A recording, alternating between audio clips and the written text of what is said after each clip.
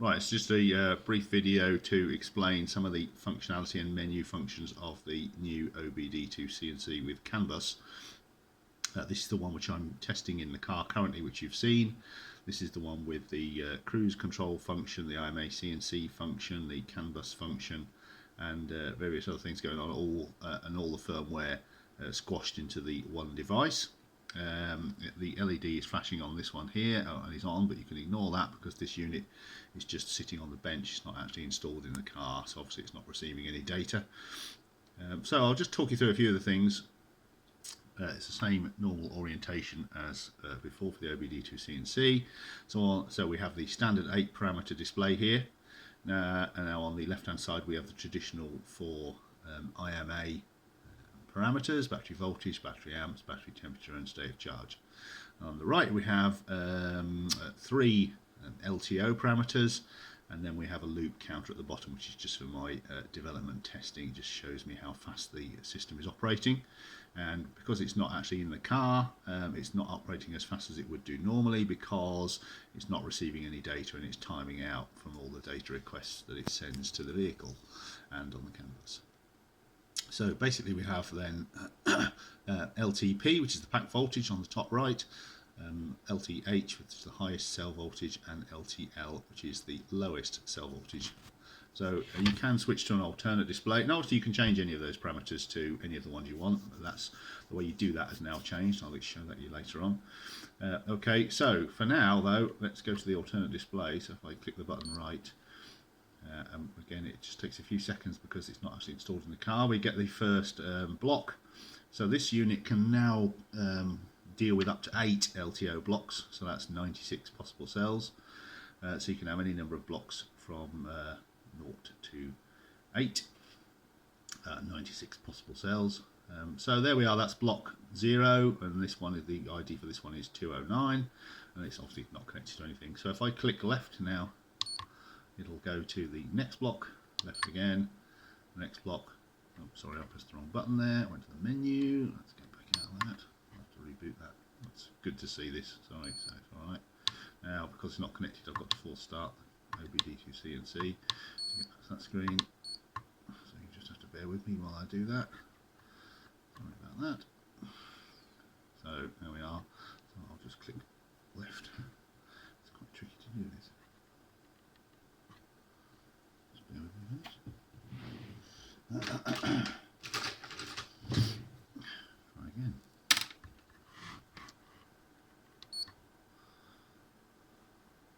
There we are, block 1, block 2, and it says block 3, but it's actually the 4th block because it counts from block 0. And then we have the summary screen, which you've seen hopefully. So this is just telling us pack voltage, high voltage cell and the number of that particular cell, low voltage cell and the number of that cell, and the average voltage and the deviation.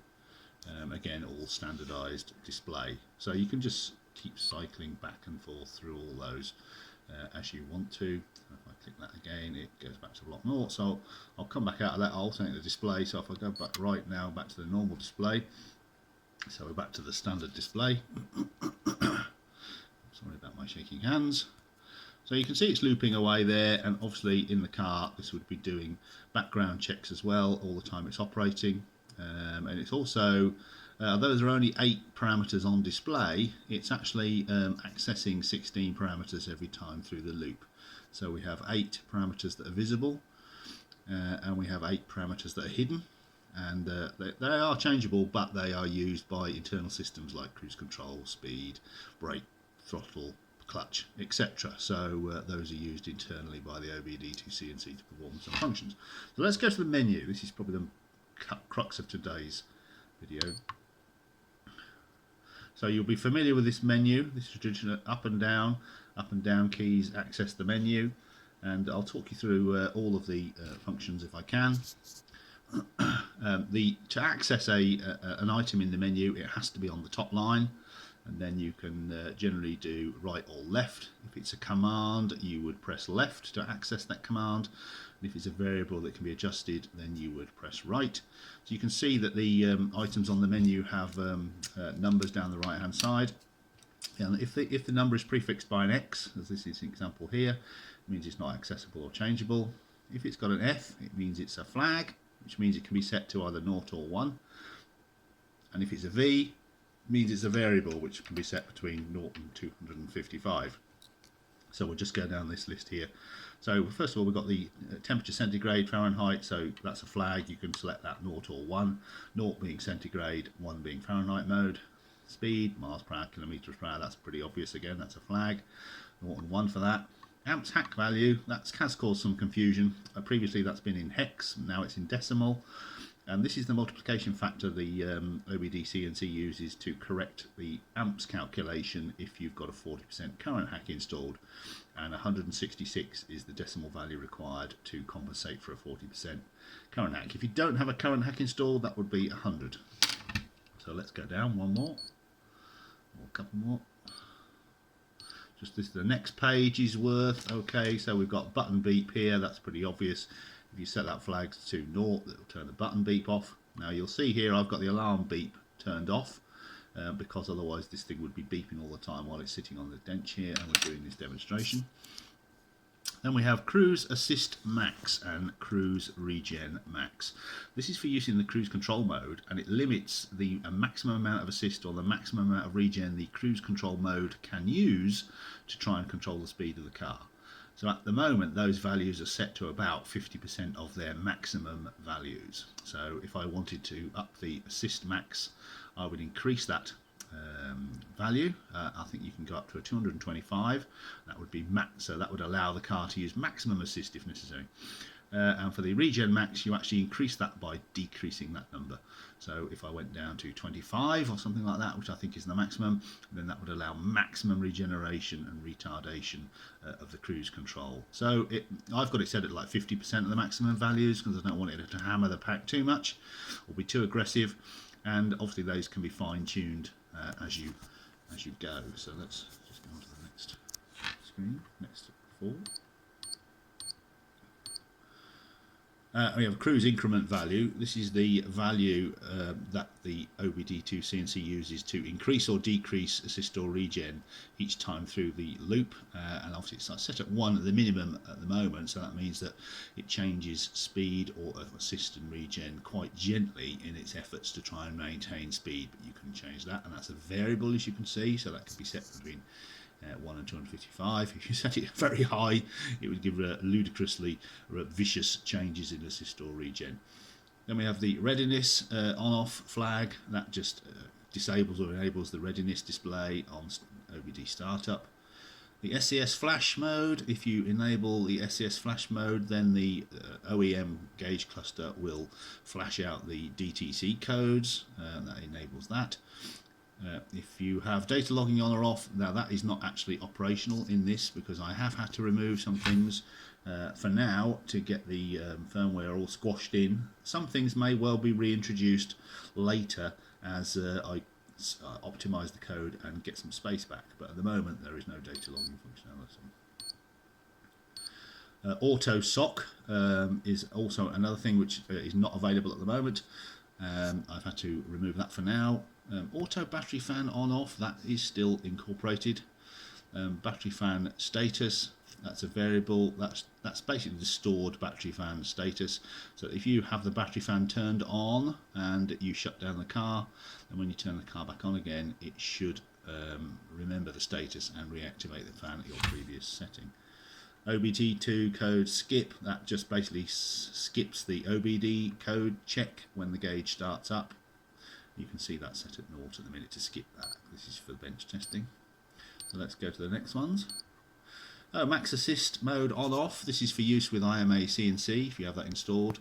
If you enable the maximum assist mode, then when you bury your foot on the throttle, it will give maximum assist for as long as the battery and your system will permit. So it overrides the MCM, etc.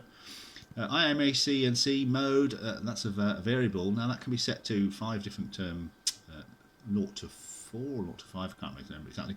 Anyway, if it's 0, the variable there, that would be IMA-C&C mode would be disabled. That also disables maximum assist. One is just IMA CNC mode with max assist. Two is IMA CNC mode with max assist and with a joystick fitted, the standard IMA CNC joystick. IMA value 3 there would be with cruise mode fitted as well as the joystick. So it's basically various options, and they will be eventually detailed in the manual. So alternating display mode, that's not operational at the moment because you can just now select that directly from the main screen and the buttons. LTO cells number, that's pretty obvious. Just the number of LTO cells in the system. That's 48 in this particular example. So let's go next ones. Okay, LCD brightness, you're familiar with that. That's used to drive the PWM, which controls the screen brightness. VFD brightness, that's for vacuum fluorescent displays. That's a specialised. And now you see this one, that's the first one I think to have C next to it. And that's a command, so you would press left to access that because it needs a special routine to do that. And then we have OBD button test, that's a command again, and joystick test, that's a command, and that basically allows access to a sub-test, so you can test the functionality of the buttons or the joystick. Let's keep going. Maximum error count, this is a new one I've introduced into this. This basically, because even LTO and the serial communication, you can get occasional erroneous values being received, and we don't want those to trip errors immediately. So what we have is a maximum error count, and this is the maximum number of consecutive errors that any parameter can allow before an actual error is flagged up to the user. So that's set at 2, so that means you actually have to have 3 consecutive errors before the system will flag a problem. So if we're looking at under voltage error for a cell or over voltage error for a cell, to avoid a spurious indication, if we have a glitch on the communication just for one iteration, then the idea is obviously that will just suppress that initial error, so it has to occur 3 times in a row before it will signal a fault. Car type value, that's used internally, that is set to the UK car there, and then obviously we have US cars of various years, different values for that. The IMA CNC increment value, now when you use the IMA CNC joystick, the value here determines the gap or difference between the steps when you click up and down to get set and hold levels of assist or regen. This is the value that it uses to increment the command power variable internally. So if you change that, you'll get bigger steps in assist or regeneration. So you might have less steps, but they will be maybe 30, 60, 90% instead of 25, 50, 75 and 100. So you can change that to, if you change that to a much lower number, then obviously you would have a lot more steps, possible steps, but each increment would be much smaller in the actual change in assist or regeneration.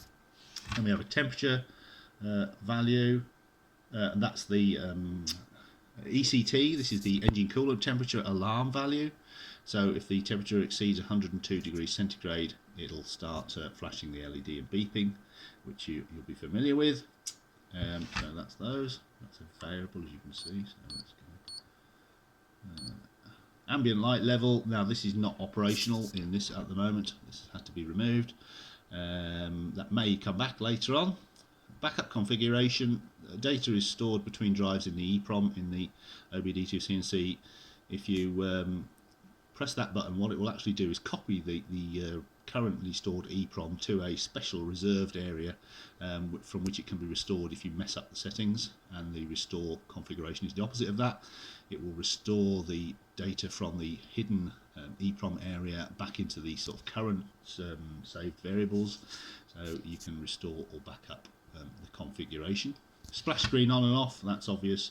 Just turn the splash screen on and off. Let's go to the next ones. MCM version number, ECM version number, these are all commands.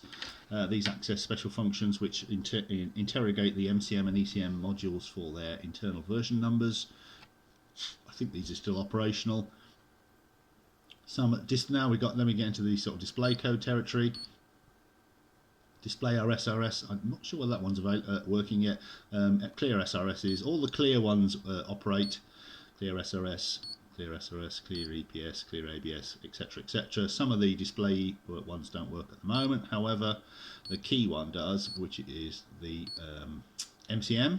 So with this on the top line here, this is a command. If you access this, it goes through the MCM DTCs one at a time and gives you quite a lot of detail about what's actually going on. So that's very useful for troubleshooting. So the clear MCM and the clear ECM, obviously, they all work. Let's have a look. Okay, so now MDM voltage compensation value. This is used if you're using current voltage hacking and you're dropping the voltage down.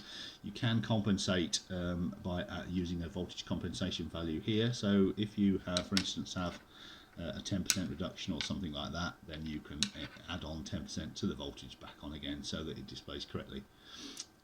But this isn't used by the LTO side, the CAN bus side.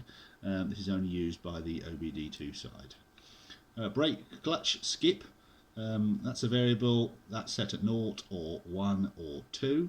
And basically what that means is that during IMA CNC operation, for instance, if you engage assist and then put your foot on the brake or the clutch, it would normally automatically disable that and go straight back to OEM mode. You can actually skip the brake and clutch checks if you want. I don't recommend it, but that means then that if you've commanded assist or regeneration, even if you put your foot on the brake or clutch, it won't disengage. So unless you do it manually with a joystick. Then we have 12 volt voltage compensation value. That's very similar to the MDM voltage compensation. The 12 volt reported by the system is not particularly accurate because of losses in the wiring, etc. So if you want to, you can add a small percentage to that to try and increase the accuracy of what the 12 volt system reports. Loop delay value, that is a value in milliseconds. That's a delay added to each command, because when it requests parameters from the car, there has to be a certain amount of delay, or it takes the car a certain amount of time to respond, and this delay is inserted to make sure that we're not trying to push the car's computers too hard to respond to information requests. You can adjust that. You can keep adjusting that down if you want until you get errors, and then obviously you just have to adjust it back up again until you stop getting errors. That's just set on a sort of default value of 20 milliseconds between each command. So let's go to the next set.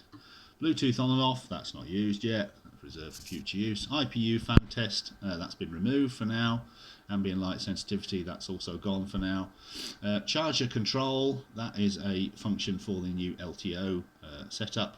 That will activate an output, spare output on the OBDIIC&C board to activate a charger, external charger, and it can be programmed so that when a cell voltage or a pack voltage goes over your set limits, it will turn off the charger. So this is the sort of extra functionality we really need now we have the LTO, BMS, etc. working.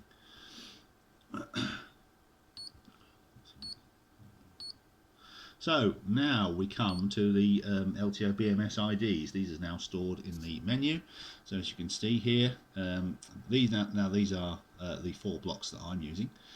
So I've got block a value of 09 and 10 in on the second line down.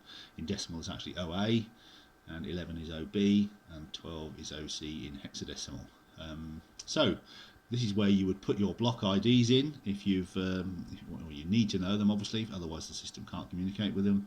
So you put your block IDs in there. You would convert your hex IDs that you might have written on your blocks into decimal, and you would enter these numbers in here. So I've got 4 blocks, obviously, but you can have, as you can see, it says 7, but remember this is 0 to 7 rather than 1 to 8, so you can have up to 8 blocks, 96 cells. So in the positions 4, 5, 6 and 7, which would equate to blocks 5, 6, 7 and 8, I've actually got my other 4 cell IDs in there. So if we carry on, so we get a few spare menu entries now, not used at the present. These are all marked as X, which means you can't edit these. And then we come to the parameters. Previously the parameters were all accessed by a special menu which took up a lot of space in the code and was a bit of a pain. So now it's going to be simply you type in the value for the decimal value for the parameter you want from a big list in the position you want, and that's how it will work. You'll just have a printed list or a list of them. That may be a little bit more inconvenient, I'm sorry about that, but Unfortunately, space is limited inside the PIC, and we're trying to squeeze as many functions as we can in. So basically, you have your parameters, and these are how they appear on the screen. So parameter 0 is top left, parameter 1 would be top right, parameter 2 next line down, parameter 3 that's over on the other side. So you get the gist. So you get your 8 parameters, and these are all in decimal. So you can see, and then but after you get past 7, obviously 0 to 7 is the first 8 parameters, we get onto the hidden parameters, and you'll see at the moment these are marked with an X, which means you can't change these. Because these are used internally by the system. We have things like engine coolant temperature, we have things like AFR to drive the lean burn LED, we have brake and clutch and throttle, etc. So you've got 8 hidden parameters there that can't be changed. So that the system is all accessing those all the time. So then we've got more spare entries, and then it goes round back to the beginning. So that pretty much explains most of the current menu entries. Now the ordering of these is a bit haphazard because I've chopped and changed and hacked one out and then put another one in, so these eventually will all be tidied up and probably moved around and grouped rather more logically, but at the moment it's just a fairly haphazard arrangement. So let's go back to come out of this and go back to the main screen. I have to force start the car, I force start the device because obviously it's not actually connected to the vehicle. So a couple of things that we will need to address. The gauge with the modifications won't go to sleep correctly, so it's going to have a switch fitted, just a simple switch in the 12-volt feed, so that you can actually just turn it off. And that actually might be better in the long run, because also with the CAN bus stuff going on in the background, the consumption is the power consumption has been increased, and it's not so easy to turn that on and off. So yeah, I think a simple switch in the 12-volt feed is probably going to be the easiest way out of that. I mean, I may be able to reintroduce the auto sleep in due course, but at the moment you've just got to unplug it basically once you finish your drive, or turn it off and turn it back on again. If you don't turn it off and back on again after if for instance you stop the car, leave the gauge going and go out and do something, when you come back and restart it, it won't work correctly unless you rebooted it. So you really need to turn it off and on again, because when it initializes, it sends some special messages to the car to set up the computer modules so that they will transmit the correct data back to the gauge. So you can't just turn the car on and off and leave the gauge going and expect it then to communicate correctly with the car when you restart. It doesn't affect the LTO CAN side because obviously that's completely independent, but it certainly does affect the OBD2 and H and K line side. So basically the only other functions are if we press them while we're on the main screen. If I press the button up, as you probably remember, it will restart the gauge, and that's what I've been doing. Just when I come back to the car, if I've left it turned on, I just restart the gauge, and all things are good. Down goes to the fan control, and you can see there's a glitch there, so I've obviously got to fix that. So basically the fan control is as normal, and the SOC you will have there 75, 40 and whatever it is, I can't remember, 60%, and you'll have the fan control there as well as normal. So go back to that. So there we are, that's where we are at the moment.